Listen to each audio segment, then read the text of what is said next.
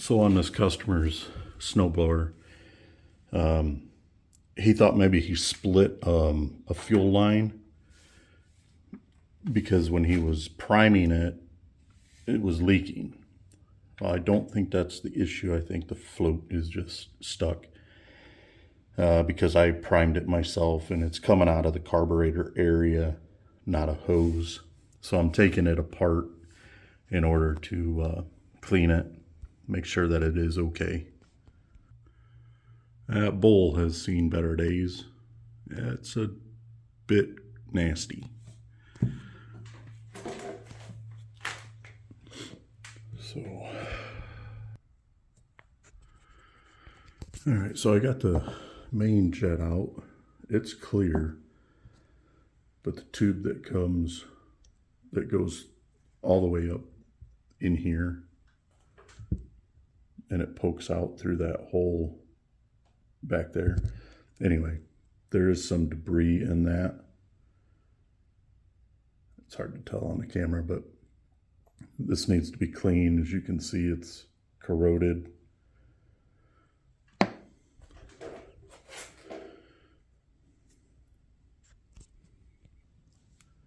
So I'm going to take this adjustment screw out, take this plug out. There's a jet down in there that needs to be cleaned out as well. All right, so I've got that plug out of there, and I'm going to clean through or spray through all of the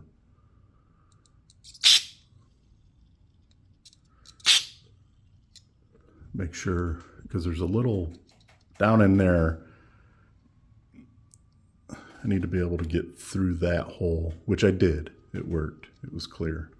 Or I was a little bit. So I'm just using some carb cleaner.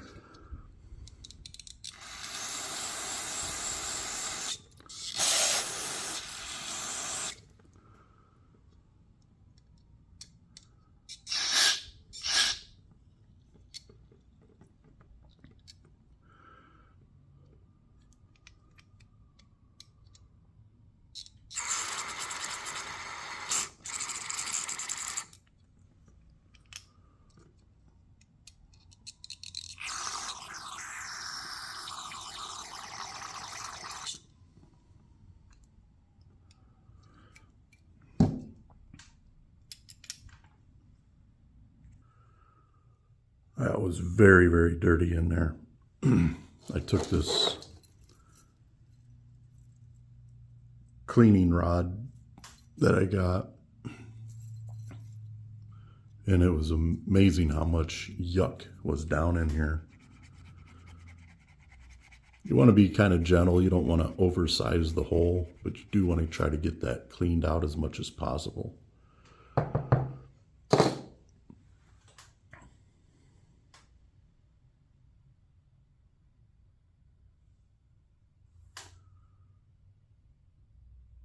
Yeah, it's very clean now. I don't know if you can see, but right there at the tip inside, still got a lot of buildup in there. Let's see if you can see that. Yeah, that tiny little hole right there. There's another one right there. I did not even notice that hole because it was so plugged up. As you can see, a lot of debris around the hole there. That's how filthy this was. All right, so that's a huge difference. You can actually see straight through every one of the holes clearly. Now it's very clean on the inside.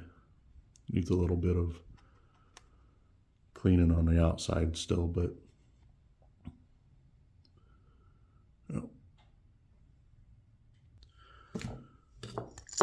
all right, so I've got this all cleaned up, and it goes right in here, just falls down in your main jet. You don't want to over tighten these, and you want to have the right size screwdriver that fits down in and gets as wide on it as you can, because it's just brass. It's very easy to strip out. So there we go with that.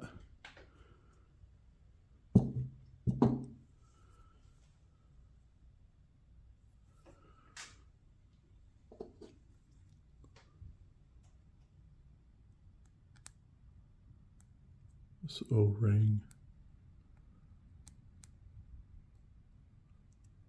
is still pliable.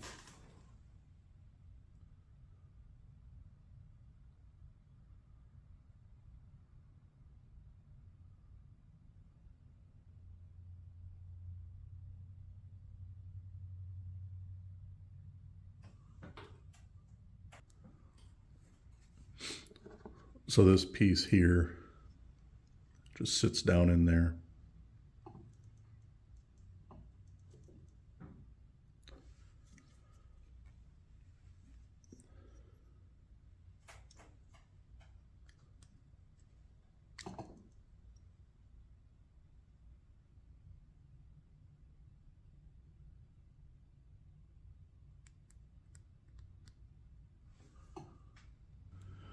On second thought, I don't like the O-ring on there. It's not I think it's a little bit too worn out, so I'm going to have to go get a new one.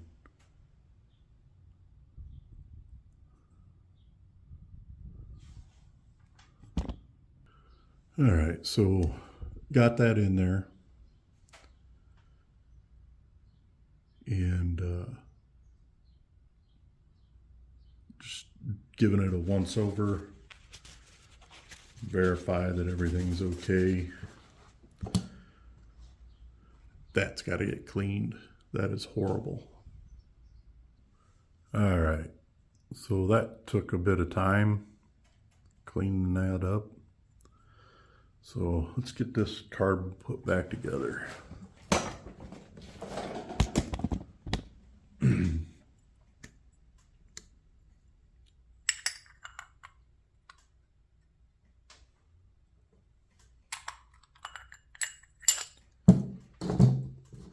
Guess how to put a gasket on it.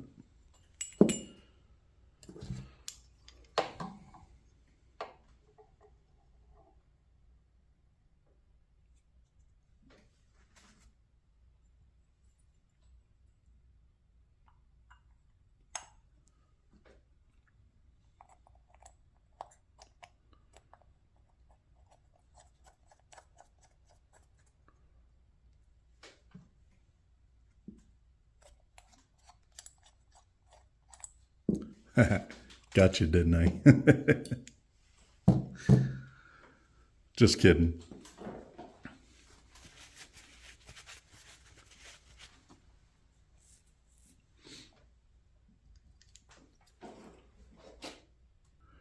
All right, got the float back in.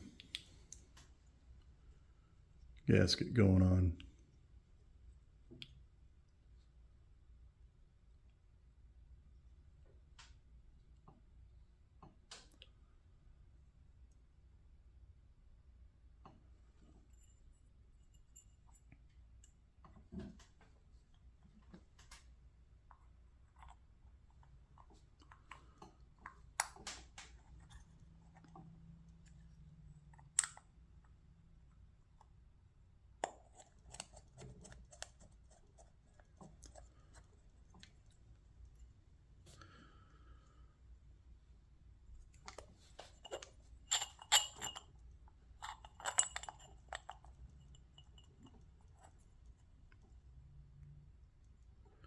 Want the drain kind of out to the side of the machine so that you can access it.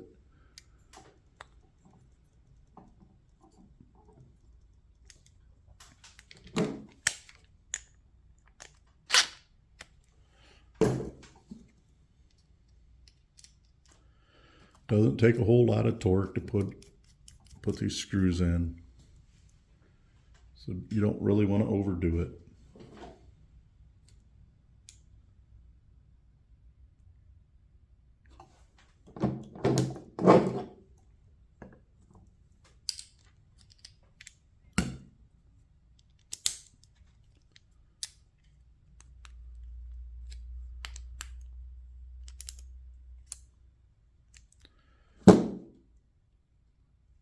that's that.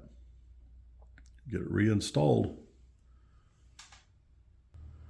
Now, one thing I noticed on this trying to take it apart is this stud wanted to come loose. It backed out.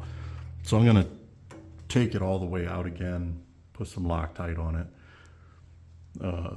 This one seems to be fine, but I'll check it. I did the double nut trick here so that I can use a wrench and back this out. Okay, so I got that Loctited in. It's tightened in.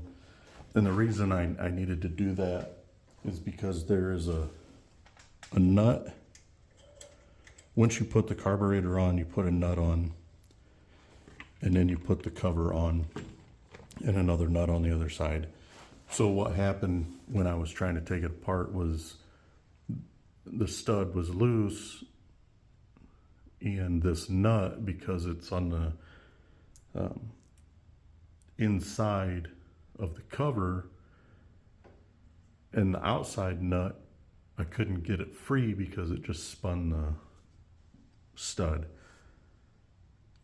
So eventually I was able to, using an impact with a real quick trigger, it broke that nut free on the outside, and I was able to take it out then.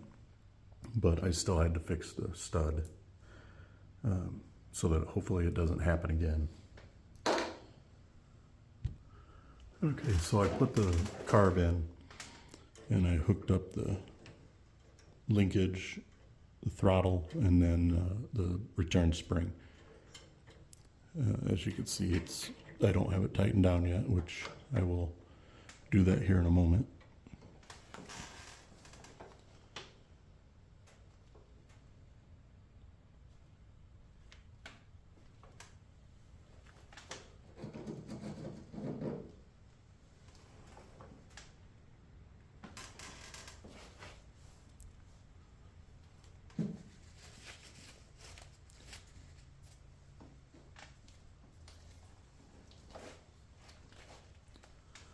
So here's a pre-filter that will go on there. And then I'll just run the bolts or the screws on.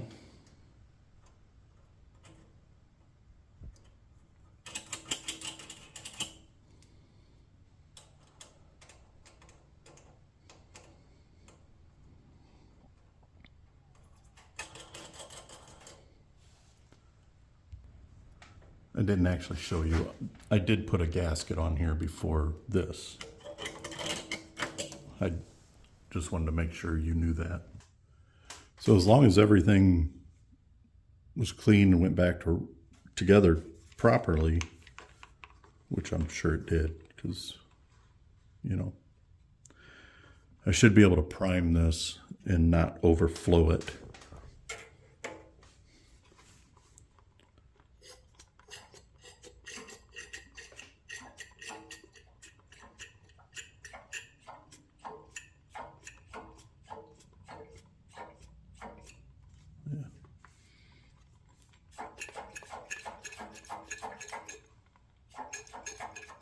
Seems to be fine. Okay, so as I said earlier, the customer was saying that when you put power through the controls up here,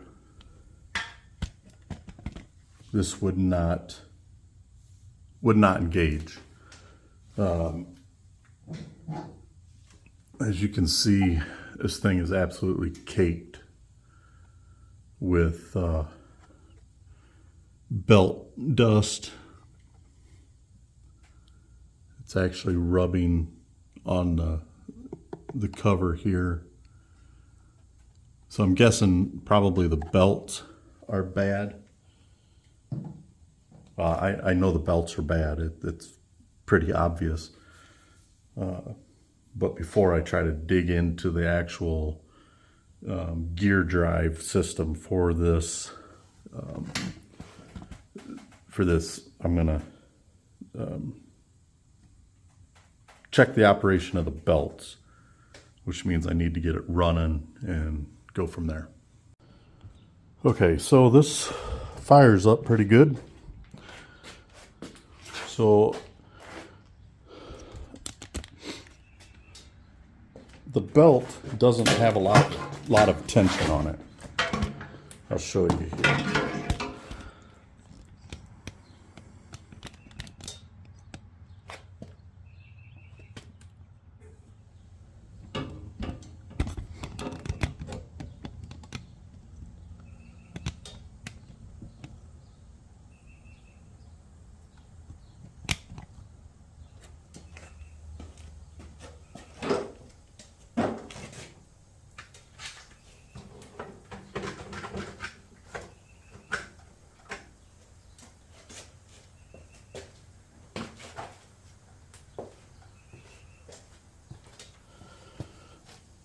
So you might have noticed that this moved, but the belt itself still has a lot of play in it. That should not move that much. If you can see that, I don't know if you can see that.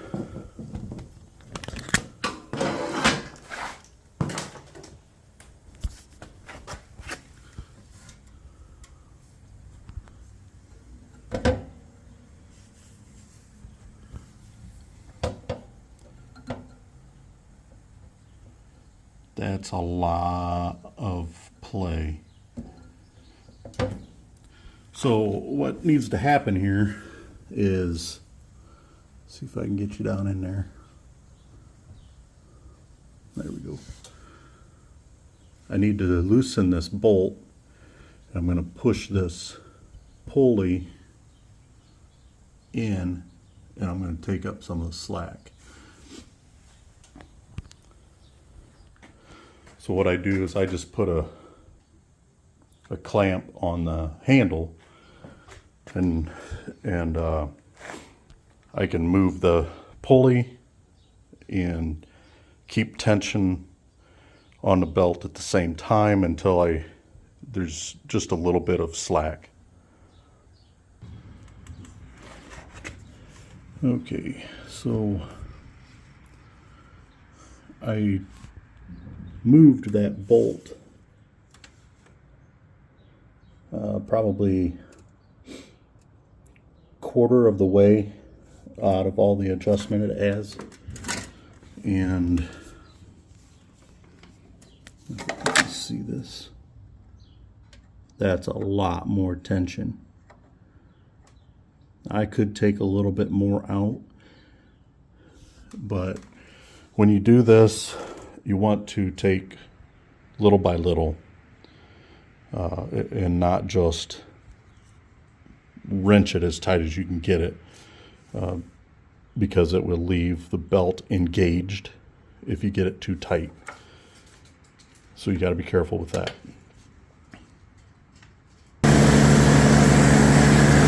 That's spinning faster.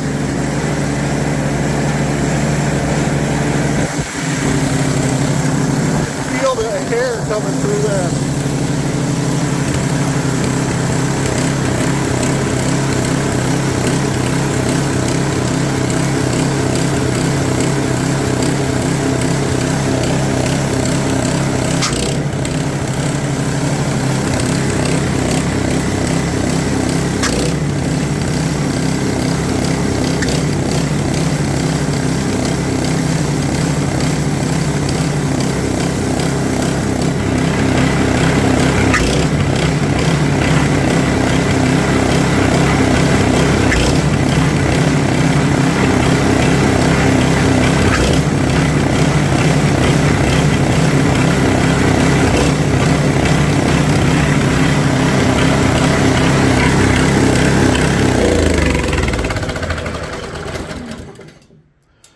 I think I'm going to adjust it a little bit more. It's got quite a bit of, still quite a bit of free play. But I'm not going to go very far. Not very far, much more at all. And as you can hear, runs quite well, but I am going to service it, drain the oil, put fresh oil in it as well. So yeah, I don't believe that it was the gears at all. When I originally talked to the customer, he told me that it wouldn't engage. It just slipped, and yeah, belt out of adjustment. As you can see, it wore and wore and wore. Now there's a good chance that I may just go buy a new belt. This is a 2019 model, and he does I think he said 3 driveways, and then sidewalks. So it's probably not a bad idea just to replace that belt. But I wanted to make sure before I just went and invested in a belt that, it was good. So there we go. Okay, so I talked to the customer about this snowblower, whether he wanted me to change the belt or not. And I told him I thought it was perfectly fine the way it is. And he said, just bring it back. So I'm gonna put the plastic down here around the carb, and then there at the belts, and then load it up and get it out of here. So thank you again for joining me, and subscribe, like, share, hit that notification bell. Appreciate it. And you'll see me in the next one. And for now, break time.